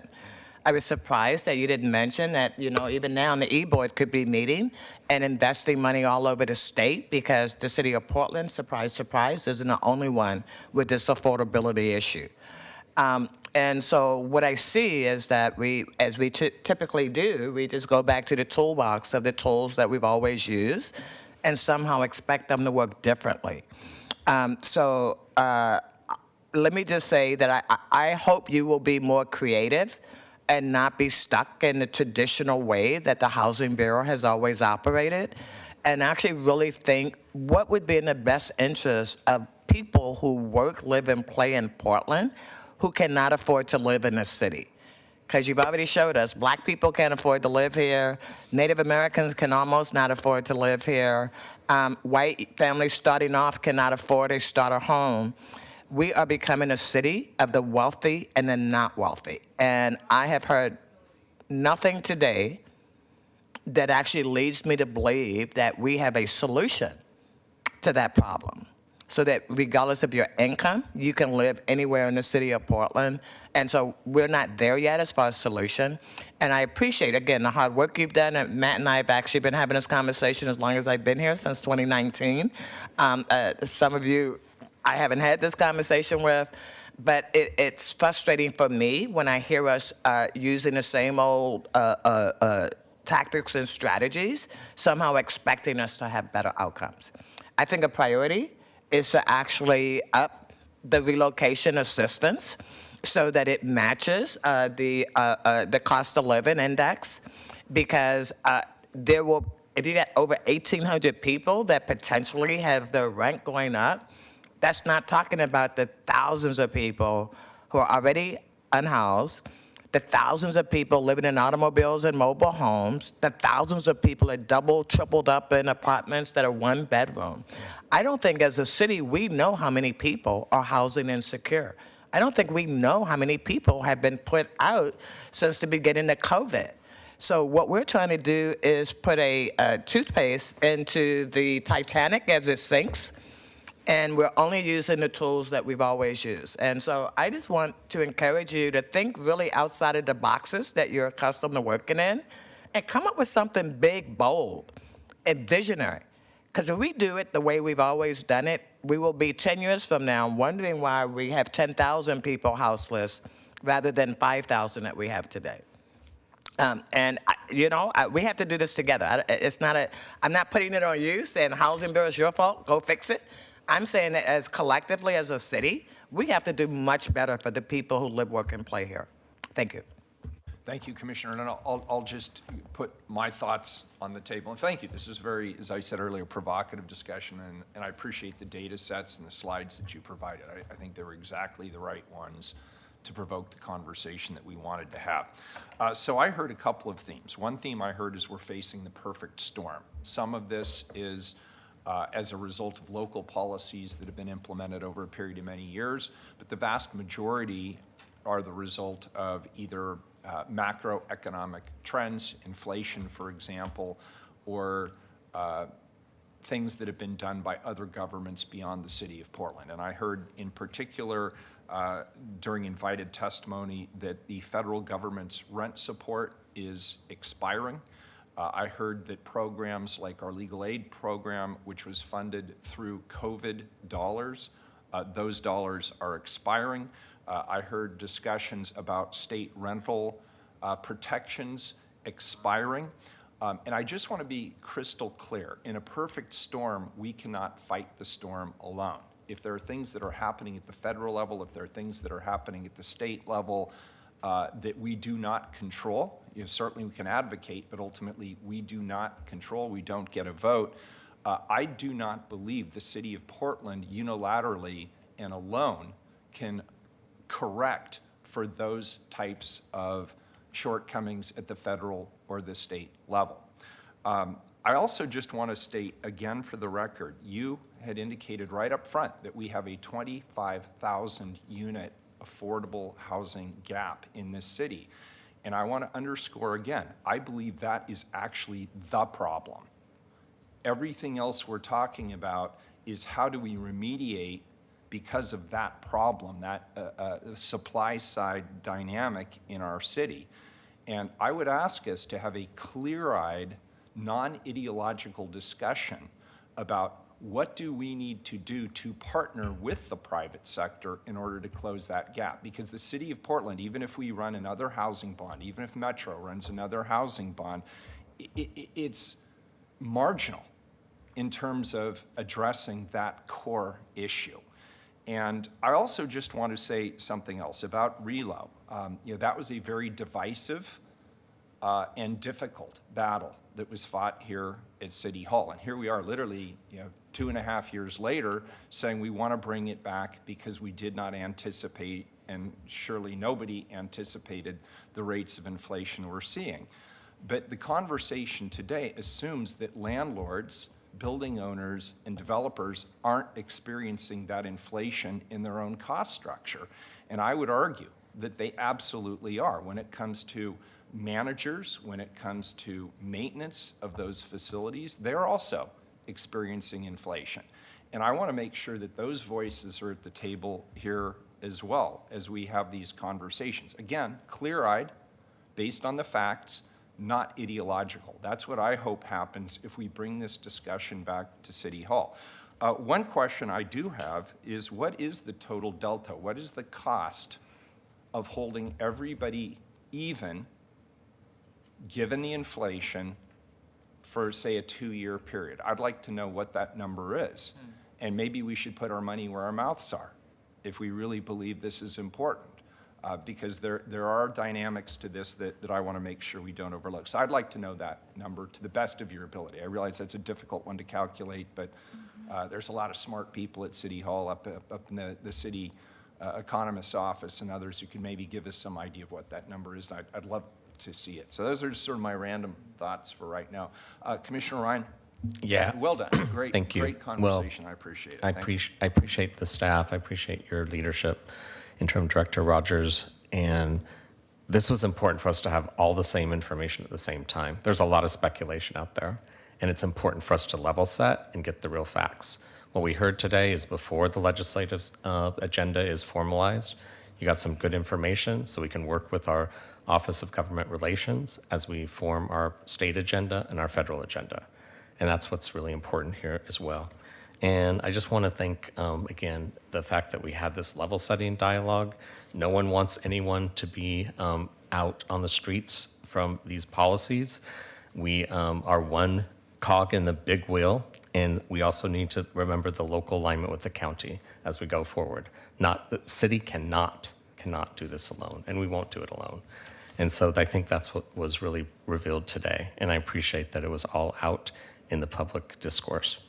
So here we go, and I look forward to coming back as we have many more conversations as it pertains to our legislative agenda and as it pertains to our budget. We're in this together. Thanks. We are adjourned. Thank you, everyone.